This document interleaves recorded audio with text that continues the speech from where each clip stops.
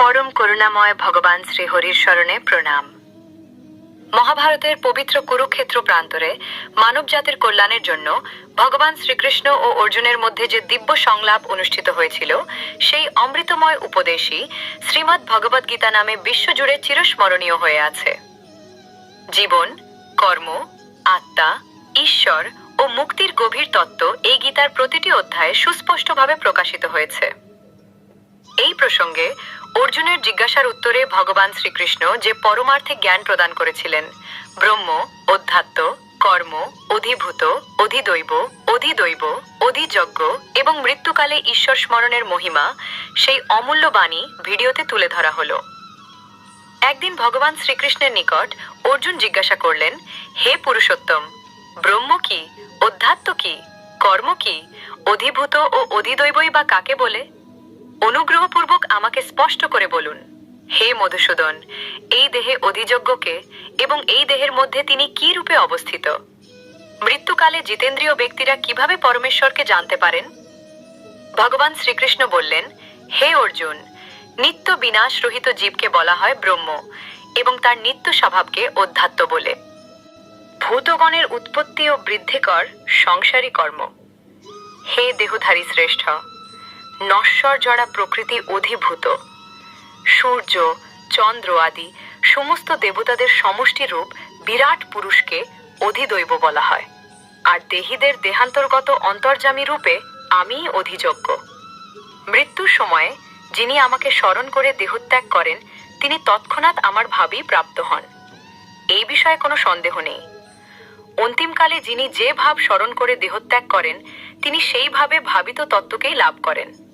অতএব হে অর্জুন, সর্বদা আমাকে স্মরণ করে তোমার স্বভাব বিহিত যুদ্ধ করো, তাহলে আমাতে তোমার মন ও বুদ্ধি অর্পিত হবে এবং নিঃসন্দেহে তুমি আমাকেই লাভ করবে। হে পার্থ, অভ্যাস যোগে যুক্ত হয়ে অনন্যগামী চিত্তে যিনি অনুক্ষণ পরম পুরুষের চিন্তা করেন, তিনি অবশ্যই তাকেই প্রাপ্ত হবেন। হে অর্জুন, সর্বজ্ঞ, সনাতন, নিয়ন্তা, সূক্ষ্ম থেকে সূক্ষ্মতর, সকলের বিধাতা, জড় বুদ্ধির অতীত, অচিন্ত ও পুরুষ রূপে পরমেশ্বর ভগবানের ধ্যান করা উচিত। তিনি সূর্যের মতো জ্যোতির্ময় এবং এই জড়া প্রকৃতির অতীত।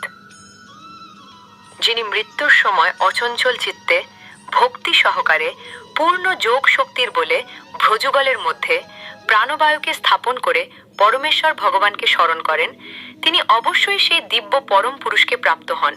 বেদবিদ পণ্ডিতেরা যাকে অক্ষর বলে অভিহিত করেন, বিষয়ে আসক্তি-শূন্য সন্ন্যাসীরা যাতে প্রবেশ করেন, ব্রহ্মচারীরা যাকে লাভ করার ইচ্ছায় ব্রহ্মচর্য পালন করেন, তার কথা আমি সংক্ষেপে তোমাকে বলবো। হে অর্জুন, যোগাভ্যাসে প্রবৃত্ত হয়ে পবিত্র ওঙ্কার উচ্চারণ করতে করতে কেউ যদি পরমেশ্বর ভগবানকে স্মরণ করে দেহত্যাগ করেন, তিনি অবশ্যই পরমাগতি লাভ করবেন। হে পার্থ, যিনি একাগ্রচিত্তে কেবল আমাকেই নিরন্তর স্মরণ করেন, আমি সেই নিত্যযুক্ত ভক্তযোগীর কাছে সুলভ হই। মহাত্মা, ভক্তিপরায়ণ যোগীগণ আমাকে লাভ করে, আর এই দুঃখপূর্ণ নশ্বর সংসারে পুনরায় জন্মগ্রহণ করেন না, কেননা তারা পরম সিদ্ধি প্রাপ্ত হয়েছেন। কিন্তু হে কুন্তে, আমাকে প্রাপ্ত হলে আর পুনর্জন্ম হয় না। মনুষ্ময় সহস্র চতুর্যুগে ব্রহ্মার একদিন হয় এবং সহস্র চতুর্যুগে তার এক রাত্রি হয়। এভাবেই যারা জানেন, তারা দিবরাত্রি তত্ত্ববেত্তা।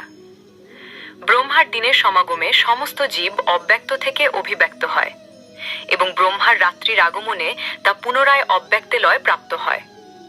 হে পার্থ, সেই ভূতসমূহ পুনঃ পুনঃ উৎপন্ন হয়ে ব্রহ্মার রাত্রি সমাগমে লয় প্রাপ্ত হয় এবং পুনরায় দিনের আগমনে তারা আপনা থেকেই প্রকাশিত হয়।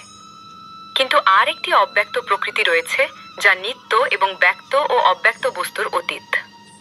সমস্ত ভূত বিনষ্ট হলেও তা বিনষ্ট হয় না। সেই অব্যক্তকে অক্ষর বলে, তাই সমস্ত জীবের পরমাগতি। কেউ যখন সেখানে যায়, তখন আর তাকে এই জগতে ফিরে আসতে হয় না। সেটিই হচ্ছে আমার পরম ধাম। হে পার্থ, সর্বশ্রেষ্ঠ পরমেশ্বর ভগবানকে অনন্যা ভক্তির মাধ্যমেই কেবল লাভ করা যায়। তিনি যদিও তার ধামে নিত্য বিরাজমান, তবুও সর্বব্যাপ্ত এবং সবকিছু তার মধ্যেই অবস্থিত। হে ভারত শ্রেষ্ঠ, যে কালে মৃত্যু হলে যোগীরা এই জগতে ফিরে আসেন অথবা ফিরে আসেন না, সেই কালের কথা আমি তোমাকে বলবো। ব্রহ্মবিদ পুরুষগণ অগ্নি, জ্যোতি, শুভদিন, শুক্লপক্ষে ও 6 মাস উত্তরায়ণকালে দেহত্যাগ করলে ব্রহ্মলাভ করেন।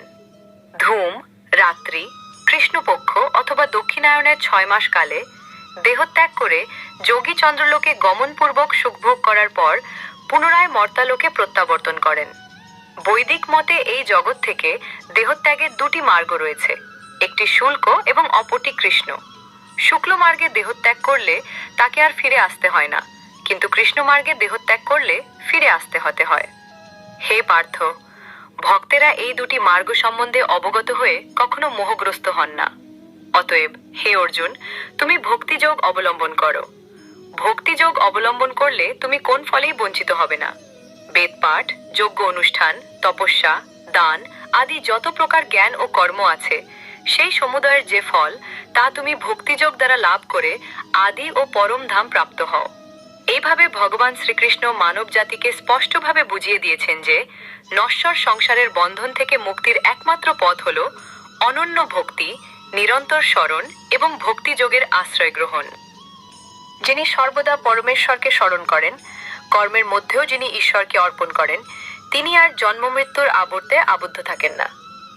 ভক্তিযোগের মাধ্যমে মানুষ বেদ, যজ্ঞ, তপস্যা ও দানের সমস্ত ফল একত্রে লাভ করে এবং অবশেষে ভগবানের সেই পরম ধামে পৌঁছায়, যেখান থেকে আর ফিরে আসতে হয় না। অতএব শ্রীকৃষ্ণের এই চিরন্তন উপদেশ আমাদের জীবন পথের পরম দিশারি হোক, এই কামনাই রইল। জয় শ্রীকৃষ্ণ।